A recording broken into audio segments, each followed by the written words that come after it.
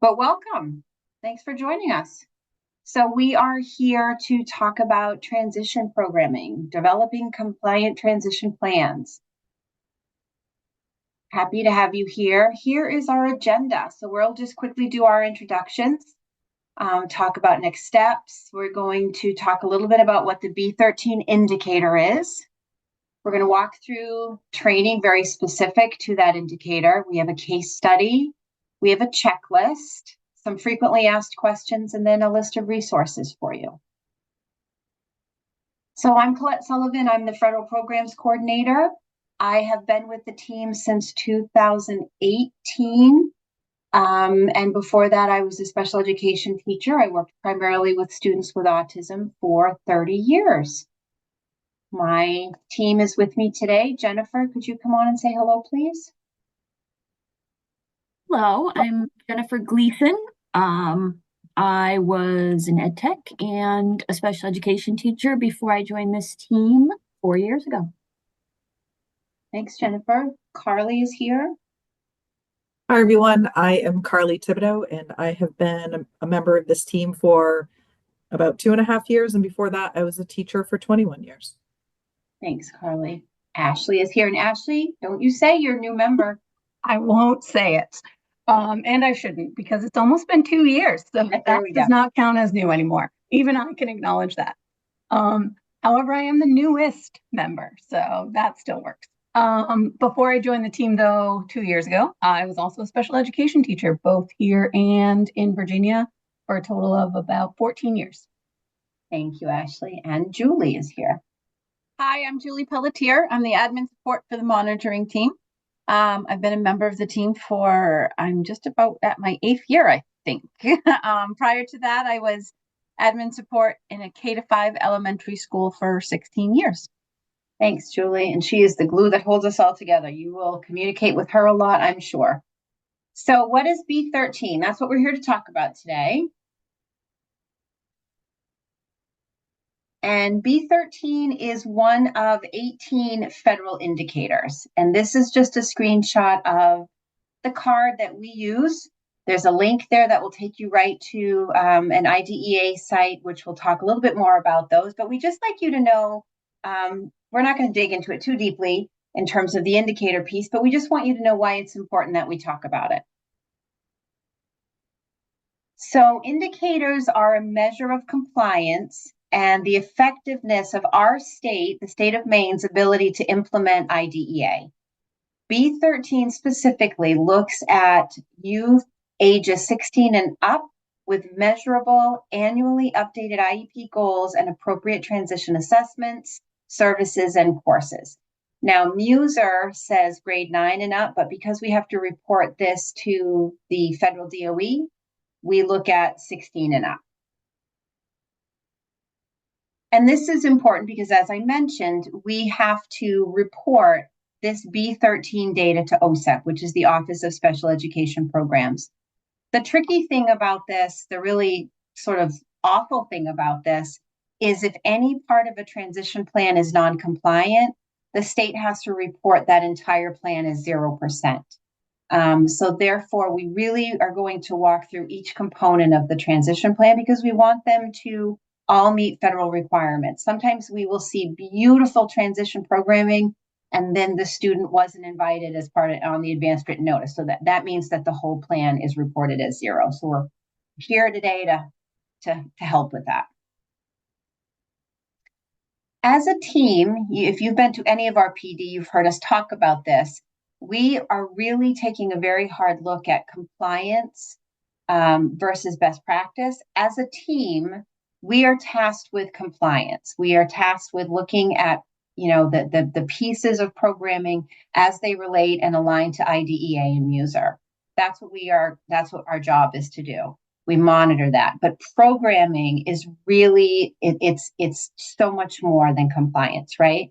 So we want to talk just a little bit about that. And the way that we sort of think about that when we're talking about B13 or post-secondary transition planning would be around this concept of meaningful day.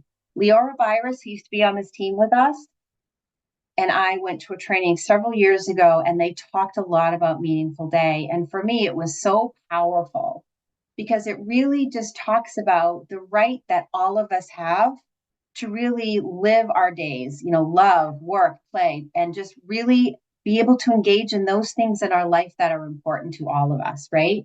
So that could mean purposeful and meaningful work, substantial and sustained opportunities for help, self-empowerment, personalized relationships, skill development, maintenance of skills, and then employment, education, social, all of those activities related to our community.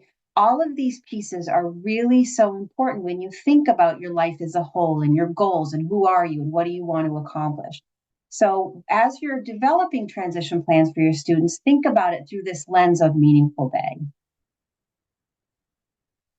It's a really small group, so if you're not comfortable doing this, that is okay. But if you are comfortable, just what is something in your day that makes your life meaningful? And I don't mind starting. My family is really meaningful. I have an 8-year-old grandson who makes my life really meaningful. I'm very lucky in that I love the work that I do. So those are some things that are meaningful to me. And if you are comfortable sharing yours, great. And if not, just keep going. Family, work, recreation. Thank you, Kurt. I agree. Those are all wonderful. Getting outside. Yes, especially on a day like today. I was just outside for a second. It was beautiful.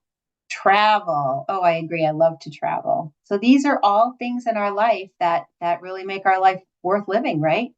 Family, time to reset. These are fantastic. Thank you so much.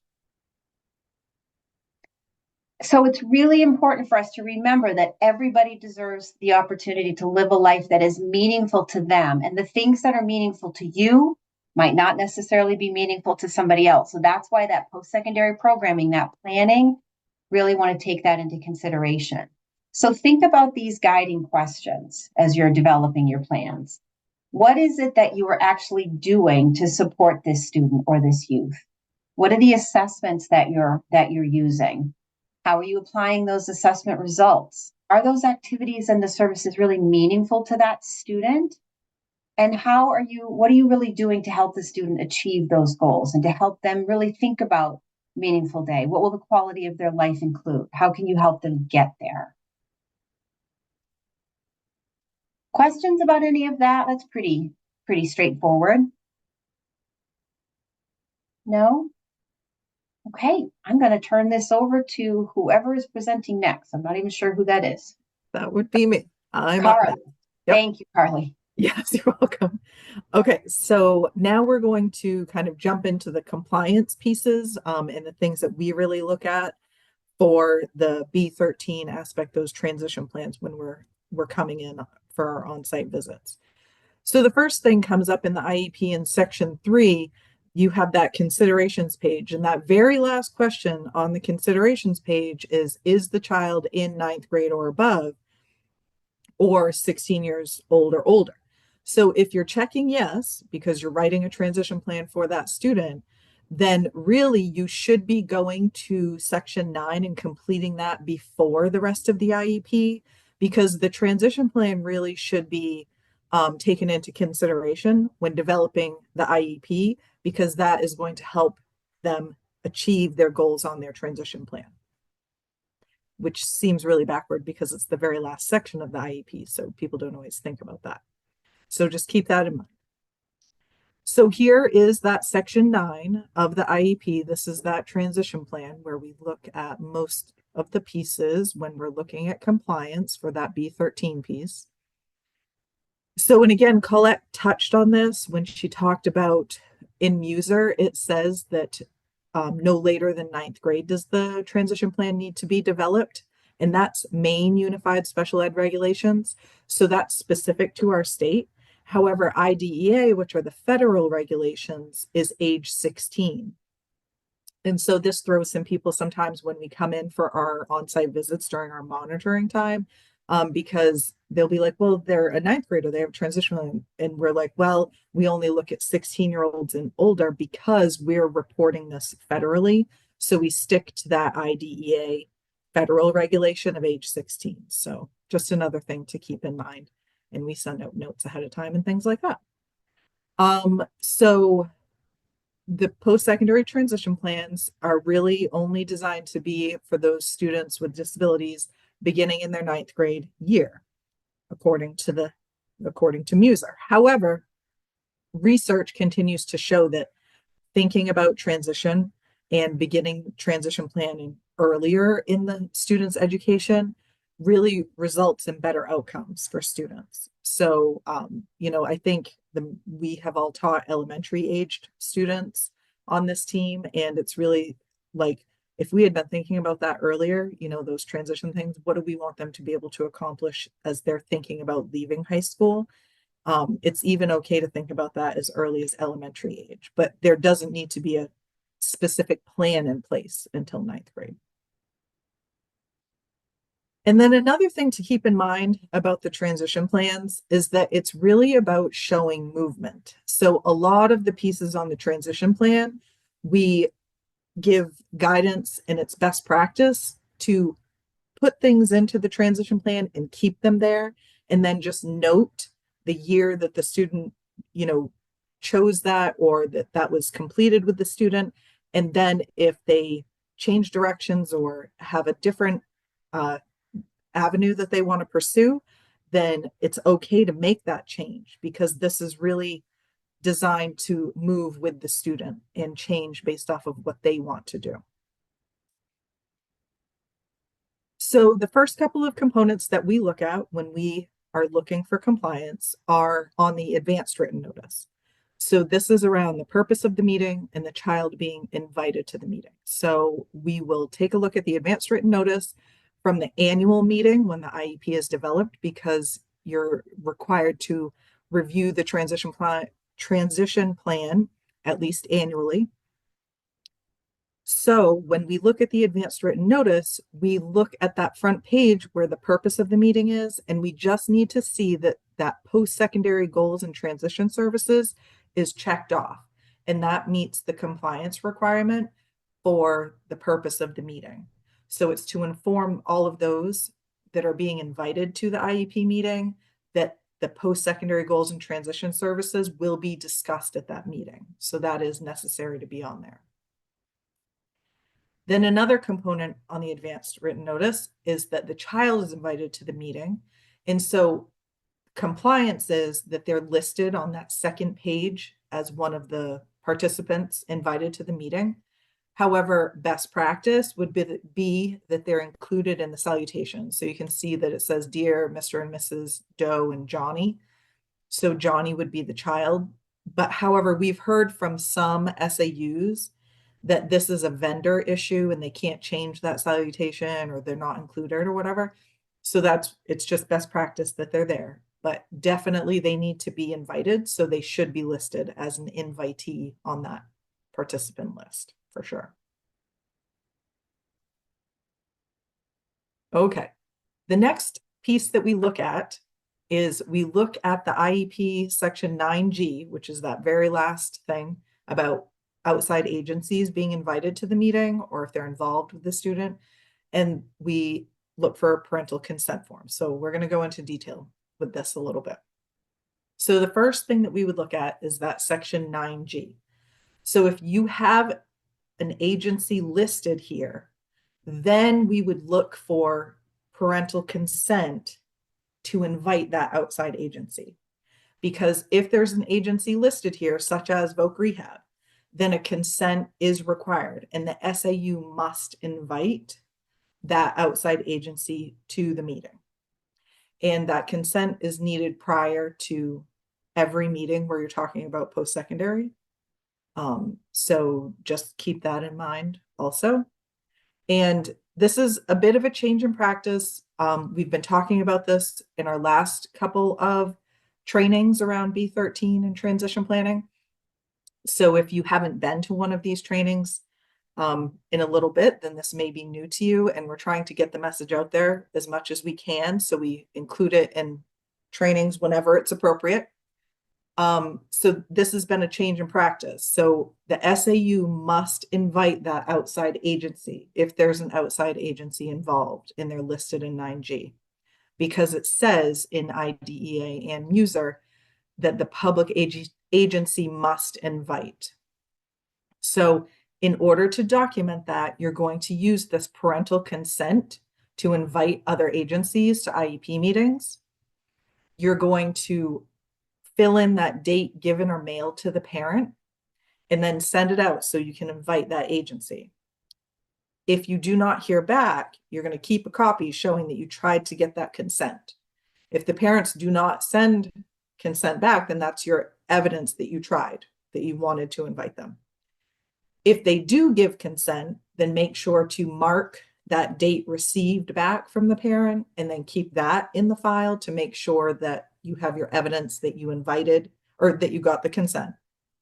And then, because the consent's there, they would be listed on the advanced written notice as an invitee.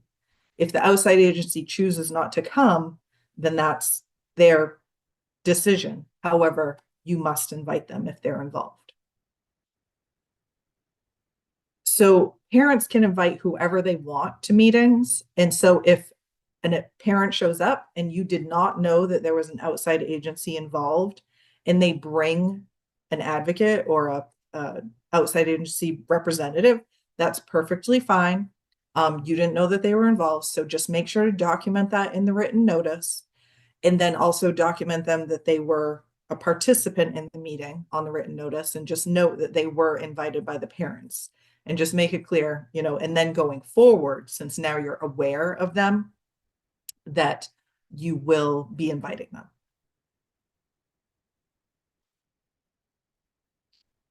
Okay, then another place that we look when we're looking at transition plans is the written notice. So in the written notice, we just check to make sure that there's a statement around that the post-secondary goals and transition plan were updated, because as I mentioned, they must be updated annually. So just making a statement in the written notice somewhere is perfectly okay. So this is just an example. You can see on the written notice, it's also checked for the purpose is around that post-secondary. And then somewhere in one of those 1 through 6, and in here it's the number 5, just making a statement that the team reviewed and updated that transition plan and those transition goals for that student. Okay, and then 9A, just making sure that you're listing that projected date of graduation for the student. You can just put the month and year. No need to be super specific with this. This is their anticipated graduation date or departure from high school. So if you think that they're going to be staying the 4 years and they're a freshman, then put that date. If it changes, like I said, the transition plan is all about showing movement. So if things change the next year and they go beyond the 4 years, or if you already knew that they were probably going to stay beyond 4 years, then just putting that anticipated date.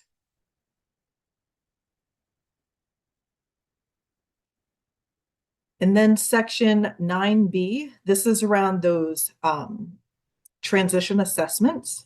So when you get to section 9B, just really being mindful that you are providing transition assessments to students. If they are a junior, there should be more than one transition assessment. It would be a good idea to do for them, to really explore their options.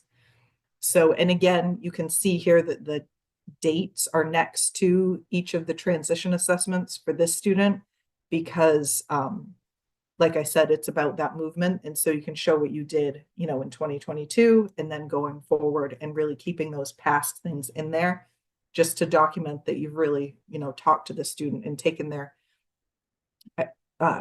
ideas into consideration.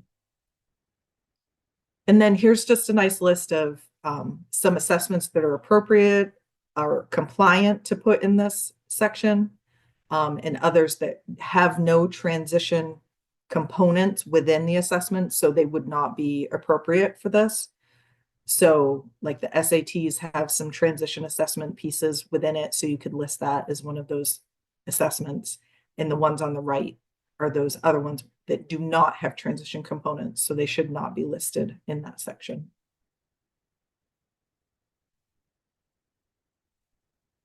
And again, like I've said, this is all about that movement. And so if you have transition assessments that you would like to include in section 4A, where the most recent evals are listed for the student, you can definitely put them in section 4A, but you do not need to put them there. It's not required. It's just a kind of a best practice. It's optional. So in this example, section 4A does include information from the career interest inventory and the informal student interview. So it's in section 4A, but it doesn't need to be. As long as it's on the transition plan itself in section 9, that's appropriate and compliant. And then this is the Transition Maine website. If you have not visited this, they have so many resources and so many assessment resources. So if you're struggling with, oh, what can I, give to my student to see what they're interested in, what they're, thinking about for post-secondary, there are so many options on this website, and this will take you to the main website, and then it will also take you to the assessment resources specifically. All right, and I think I am turning it over to Ashley. Yes, ma'am. All right, so now we will talk about section 9C on the transition plan. This is where you will just include a statement that documents if the student did attend the meeting or did not attend the meeting, and how the information was obtained if they did not. So that first example just says that the student attended the IEP meeting. And then in that second example, the student did not attend the meeting, but they did meet with their teacher on whatever date, and their post-secondary interests were discussed. So just make sure one of those two is filled out there. Okay, now we'll talk about the post-secondary goals. So this is going to be section 9D, and we'll talk about the alignment to section 5 of the IEP. So section 9D includes those post-secondary goals. There are goals for education and training, employment, and independent living skills. For the education and training goal, you are going to want to make sure that that is aligned to the employment goal. So those should make sense together. The student should be working or planning to do some sort of education or training that is going to lead to that employment goal. So when we come and look at compliance, we'll be checking to see that those are aligned.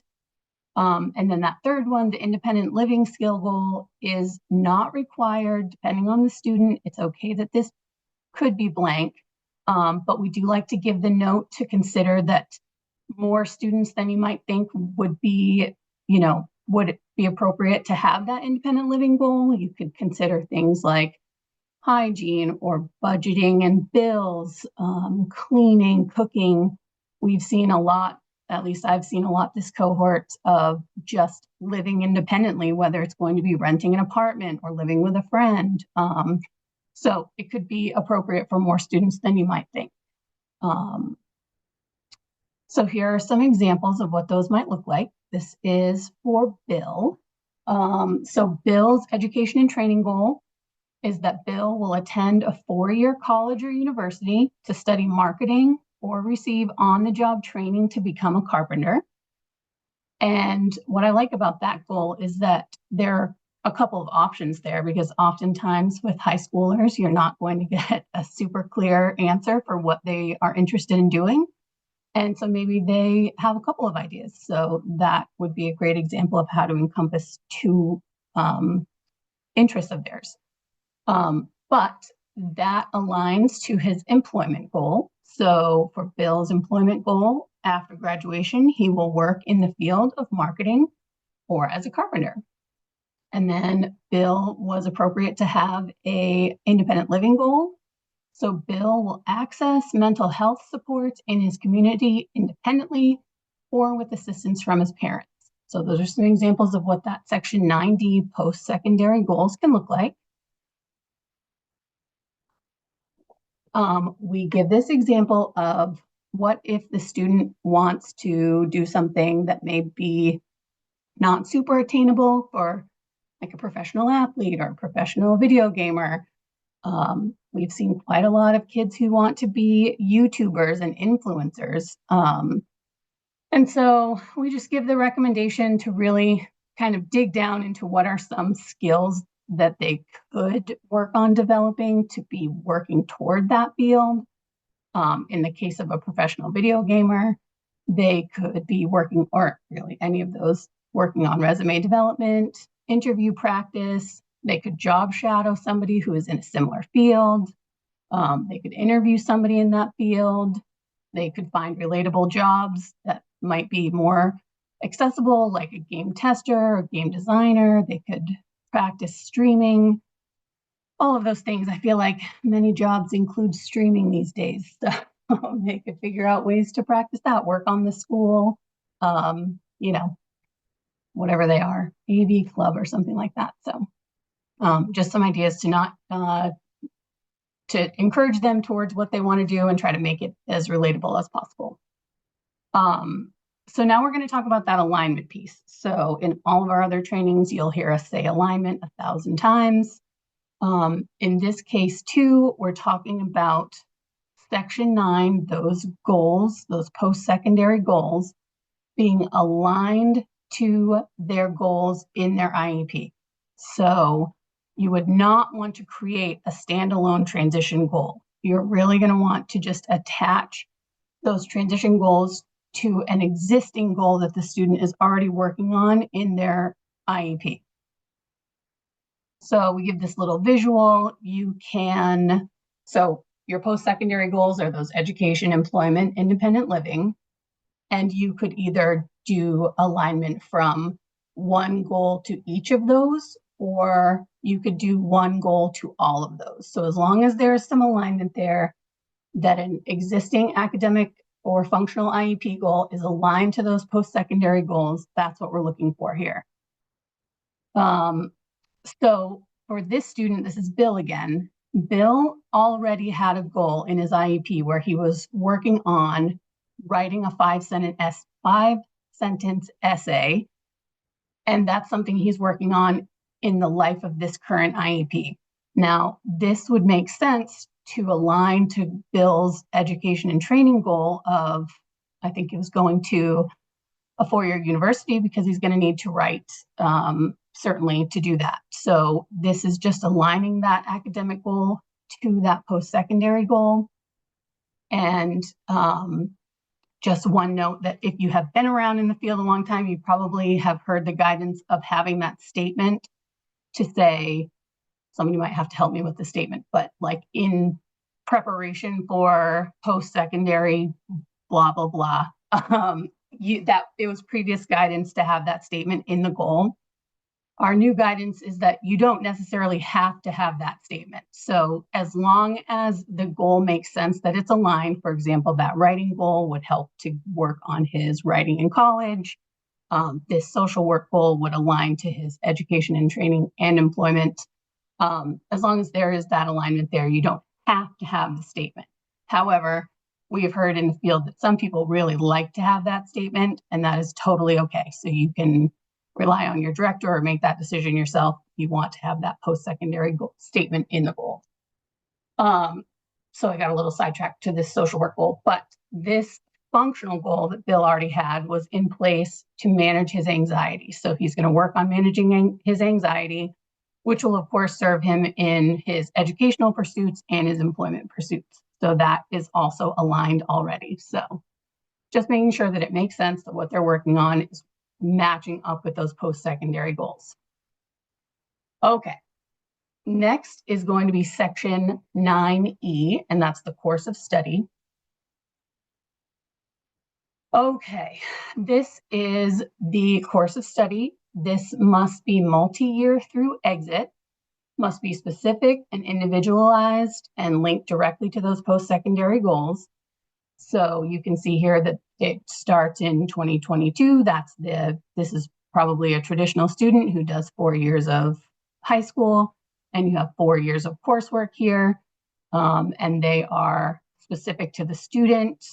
You don't see electives written here. You have carpentry, carpentry 2, etc. So just make sure that they're specific and thanks, Jennifer, tailored to the student's needs. Again, they should be multi-year through the exit of high school. Now, if the student enters mid-high school, of course, you can't go backwards. So just start where they've entered and make it current through their exit date. There's that note about not writing the electives, documenting which course the student chooses that's linked to those interests of theirs.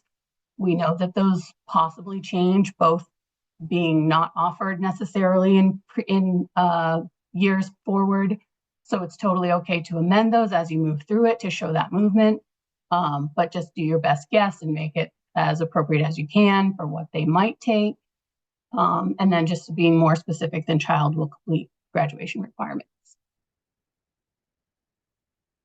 All right, that was course of study. And then the last piece here is the transition services in section 9F. Okay, so transition services are activities that are provided by the adults in the school and the community that are moving that child towards achieving those post-secondary goals. So there's a section for education and instruction. That's pretty self-explanatory. There's a section for career and employment. Those should be linked as closely as they can to those post-secondary goals. You have community experiences, and then if appropriate, daily living skills. We recommend to bullet this list. And just these are the things that are not in the future. So these are things that are happening during the life of that IEP year, or you can keep things that they have previously done. Oh yeah, look, I'm not even reading the slides and I'm just kind of I'm hitting all the points as I get to them. So again, services and activities that occur during the life of the IEP, they're provided by the adults in the school or the community. They're intended to help the student focus on what they want to do, and they show movement when you keep those previous years with dates left on the IEP. They're just not future services or activities. Oh yeah, and one more thing, section 10, this is the transfer of rights at age of majority. So this is where you're going to indicate the date that the student and the parent were informed of the transfer of rights at the age of majority, which is 18. This should be completed at or before the IEP meeting for the year that the student turns 17. And this date does not change. Once it is put in there, it does not change. All right, just a couple of bullets from all of that information before we jump into our case studies. Transition plan should be student-centered. Family engagement is key, and the Transition Maine resources have some awesome resources around that family engagement and building that. Assess, assess, assess, as we say in all special education, but certainly around transition plans, use your assessments. The student must be invited and encouraged to attend and participate in their meetings. And again, those outside agencies who can aid the student in their post-secondary transition plans must be part of the IEP team. All right, if there are, I can't see the chat, but if there are any questions about that, feel free to come off mute or pop them into the chat. Right, and nothing's been put in chat as of yet, but if people want to put something, that's okay, or like Ashley said, come off of mute. And then I'll hand you over to Jennifer. I have a question, if you don't mind. Yeah, no problem. I'm sorry. In the 9F, where you asked to have it bullet form. I had a question about like the community service part of it. The community experiences.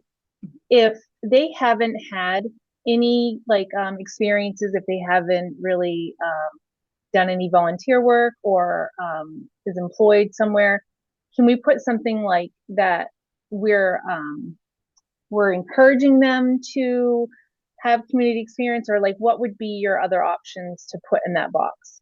Yeah, you can say something like that. The other thing we see a lot of, it's really the community for the kid that they're experiencing. So we've seen things like attended Harvest Festival, participated in a school play. It doesn't have to be, sometimes I think people get hung up that it has to be like an actual service of some sort.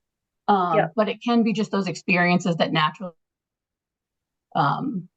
like I okay. said, plays or things like that. So If the school went on a field trip to like somewhere, we could put something like that down. yes, yep, that's a Okay. great point too, because I think people do get hung up on that and worry that it has to be like you have to be able to prove that they signed up for something and did something. But it could be like a walk, a community walk, or Okay. anything like that. Yep. Perfect. Thank you. Yeah, good question. All right, let's roll. That was a really good question. All right, we have a couple checklists for you to help keep all this straight in your head. This is just a list of what we look at when we come on site. And the next slide will tell you why we look at those things. This is a checklist that was created by a national technical assistance organization. And the link at the bottom will take you to this. It's a really good resource. It goes into really good detail about each of the components of indicator B13, and it has a couple pages of detail around each of these questions. So it's a good resource. It's what our list is based on. All right, we have a couple case studies. First is Bill. Bill is 19 years old. He uses a switch on several devices. He receives SDI with an alternate curriculum and self-contained setting. He receives a lot of related services. He's fed with a G-tube and he has a tracheotomy and uses a ventilator to breathe. So Bill has an education goal. He's going to participate in an in-home or center-based program that is designed to provide habilitative and vocational training with, of course, medical and therapeutic supports. And he's going to participate in on-the-job training using micro switches because he likes to do that. He likes to use switches to make things happen. His employment goal, he will participate in technologically supported or volunteer workplace with supported job development services through Voc Rehab. And his independent living goal, so he will live at home, participate to the maximum extent possible in his daily routines and environment using technology. So this is what it looks like on Bill's transition plan. In his IEP, we have strengths for Bill. He's curious, stays alert and awake. He enjoys getting verbal and tactile attention, tolerates position changes, and he likes using the switch to activate a radio and a computer. So he has a lot of good strengths. His functional gaps, communication, independently using a communication device, and limited fine motor. These are his functional gaps, and he has a goal to use his AAC communication device to indicate yes or a desire for an item. So this ties in with his education and employment goals of using a switch.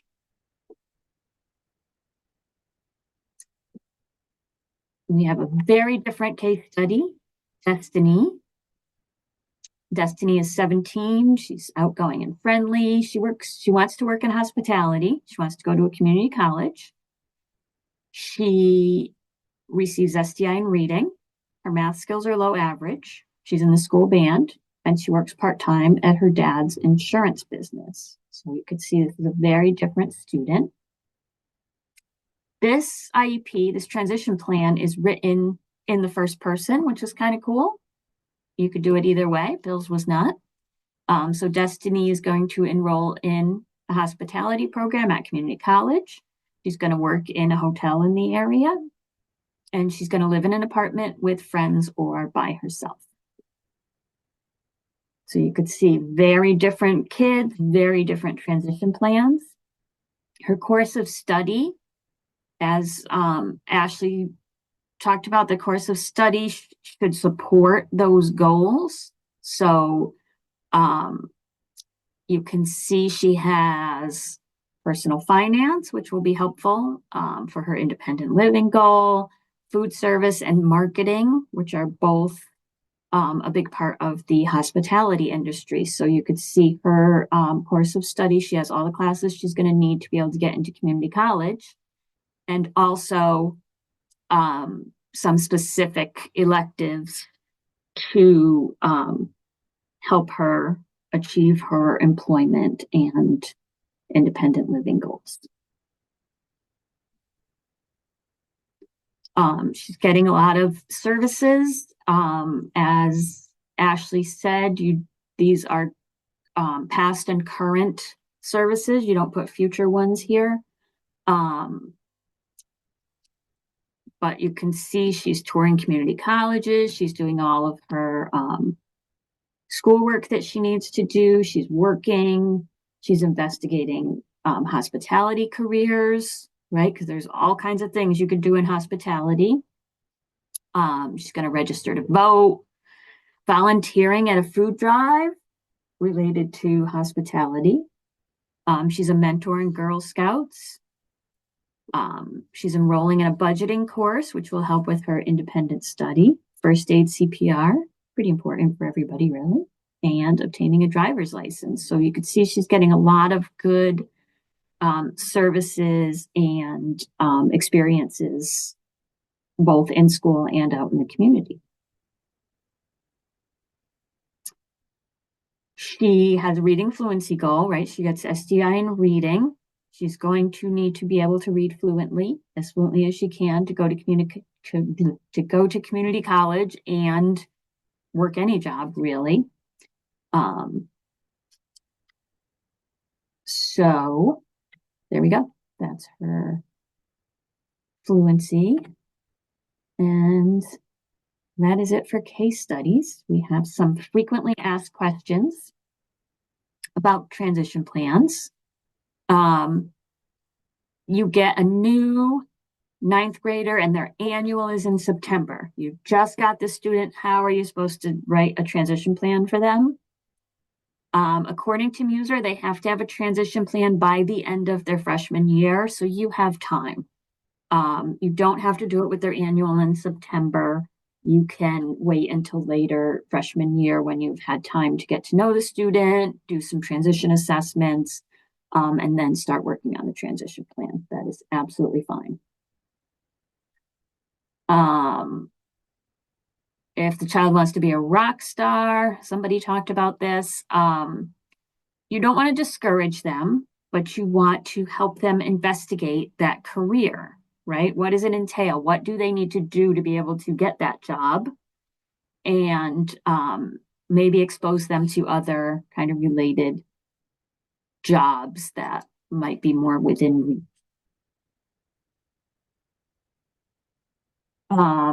We ask that you don't list specific colleges or businesses in a transition plan because you can't guarantee that's going to happen, and you don't need to. You can just put community college. You don't have to put a specific one. I think the one kind of exception is if it's like a family business and 100% they're going to be working there.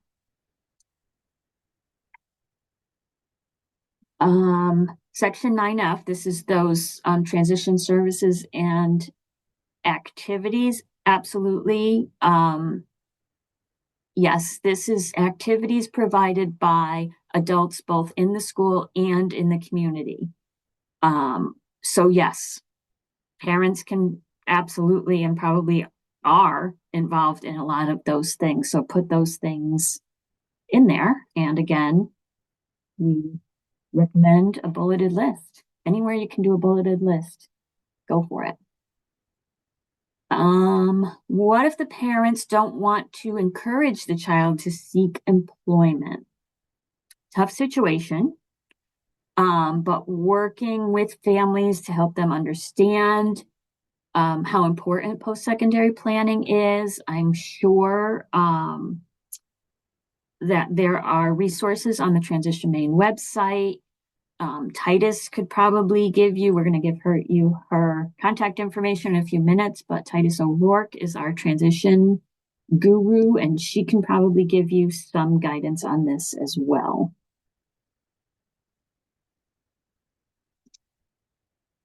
Any questions before we talk about resources? There's nothing in the chat, but again, if someone wants to come off of mute, if there's a question, feel free. All right, I'm going to go ahead with resources, but absolutely interrupt me. Don't get offended in any way. So,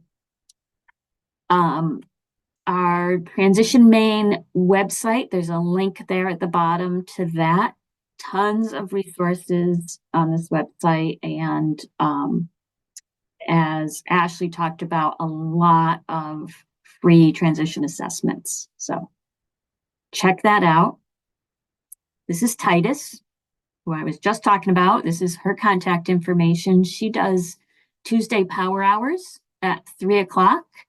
You can find those on the DOE calendar, but also there's a schedule right there for you. Coming to the end of the year, so I'm sure there'll be a new schedule coming up. NTACT-C is our National Technical Assistance Provider. Their website has a ton of resources. There's a link there at the bottom. We, often send people to other states' websites because some states have really cool things. Wisconsin has really cool things around self-advocacy, which I'm thinking we all could use a little bit of. So another good resource for you. Indicator 13 toolkit. This is kind of along the lines of that checklist that we had earlier, but more detail if you really want to nerd out on transition. Go for this. This is from that same thing, I think. Yep, the same thing, part of the toolkit. We have our resources that we always share, and these links are live on the PDF as well. Procedural manual for all things special education forms. Muser, of course, for your light bedtime reading. Our IEP quick reference document. Transition is included in this, so grab that. Check out section 9. It's color-coded, compliance, and best practice. We have one of these for every form on the website. So check those out. Some helpful links. The top one will bring you to the Maine DOE Professional Development Calendar. The second one will bring you to the OSSE team, Office of Special Services and Inclusive Education, all of our recordings and PowerPoints. You can see recordings of Titus's power hours there, as well as our trainings. That third link will bring you to mostly forms, procedural manuals, all kinds of resources, laws and regulations. Oh no, it's the last one. Sorry, the last one is the forms procedural manual. That middle one is just our team's resources, those quick reference documents and that kind of thing. This is our professional development and office hours that we have done this school year. Recordings, PowerPoints, and we have, I think, 2 coming up this month. Forms and discipline and manifestation determination will be our last 2, and we record everything we do and put it up on the website, so keep an eye out. This link will get you to our feedback and contact hour form. We take the feedback very seriously. We adjust our PD accordingly. So feel free to be honest in your feedback. Carly put this link in the chat for you, and put in your email address, select B13 training, Carly. Yes. Select B13 and Carly will send you a contact hour and some other goodies. It's like going to a party and getting a goodie bag. This is where you can find the Maine DOE online and our contact information. Any questions at all, you're writing a transition plan, you're not sure if what you're doing is okay or best practice or compliant, shoot us a hypothetical question about it and we are happy to work that through with you. Please don't send us an IEP, because if we see something non-compliant, we are bound by federal regulations to ask for correction, then ask for systemic correction. It's a nightmare. So hypotheticals are the way to go. Any questions before we give you back the rest of your afternoon?